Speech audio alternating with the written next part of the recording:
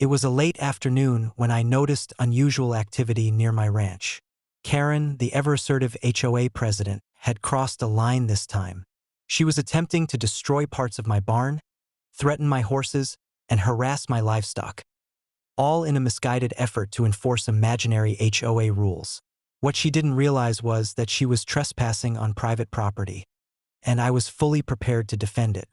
I was nearby, finishing up routine checks on the perimeter when I saw her and a few of her enforcers carrying tools and making their way toward the barn.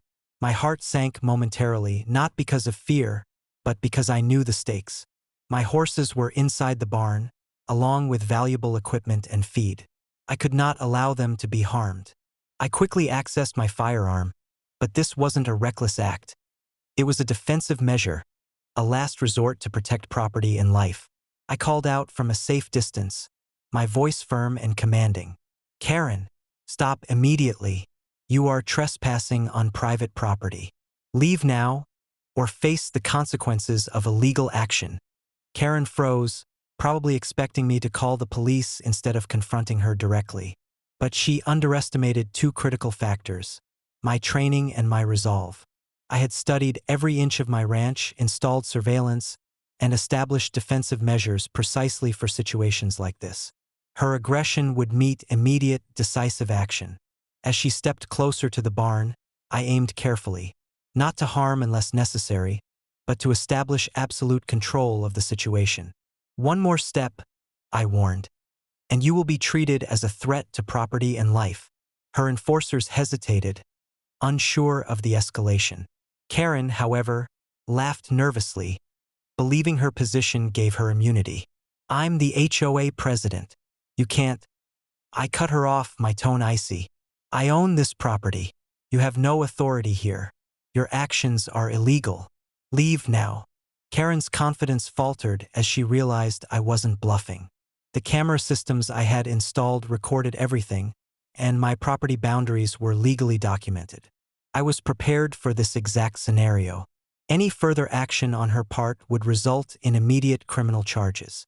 When she ignored the warning and tried to advance toward the barn again, I fired a single warning shot into the ground. The sound echoed across the property, startling both Karen and her team.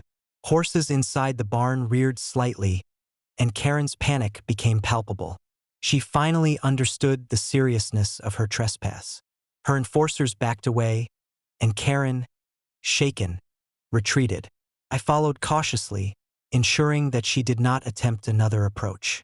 Every step she took was documented by my cameras, guaranteeing undeniable evidence should legal action be necessary. Once the immediate threat was neutralized, I secured the barn, checked on my horses, and documented the entire encounter. Every step was captured on video, from her initial trespassing to her retreat, ensuring that the authorities could see clearly who the aggressor was. The next day, I filed charges for trespassing, attempted property damage, and harassment. The HOA was forced to respond, and Karen's reputation took a severe hit.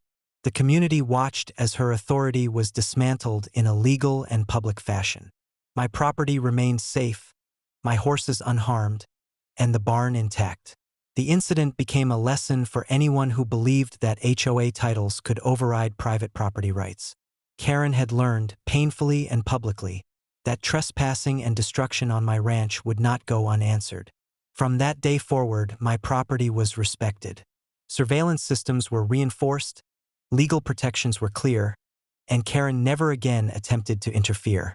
The ranch remained my sanctuary, and my horses and property were fully protected. Authority, preparation, and decisive action had preserved what was mine, and the HOA president's audacity had been stopped cold.